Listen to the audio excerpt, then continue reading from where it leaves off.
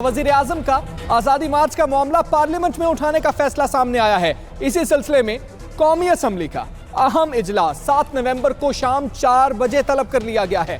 जराये के मुताबिक कौमी असम्बली इजलास में वजीर आजम इमरान खान खिताब करेंगे। आजादी मार्च से मुताल्लिक बहस की जाएगी, जबकि ऑपोजिशन को बात करने का मौका भी फराहम किया जाएगा।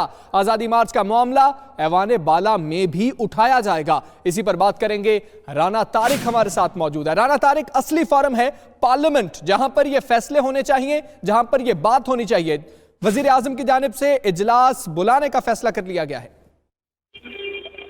जी देखिए, वफाकी हुकूमत की जानिब से आज़ादी मार्च को सियासी तरीके से निपटने के लिए एक अहम कदम उठाया गया है और वज़ीर आज़म ने बाज़ाब्ता तौर पर फैसला किया है कि आज़ादी मार्च का मामला जो है वो पार्लियामेंट में उठाया जाएगा। आज़ादी मार्च का मामला दोनों ऐवानों में यानी सेनेट और कौमी असम्बली में उठाया जाएगा। इस सिलसिले में कौमी असम्बली का इजलास जो है वो 7 नवंबर को तलब किया गया है। कौमी असम्बली का इजलास जो है 7 नवंबर को शाम 4 बजे होगा।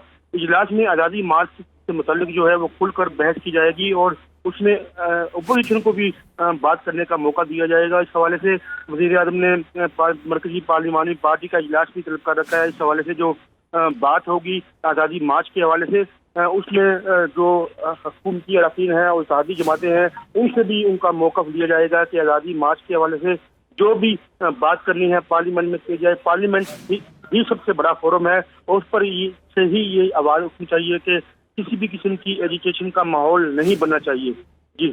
जी ठीक है, इजलास बुला लिया गया है वजीर आजम की जानिब से। राना तारिक, बहुत शुक्रिया आपका।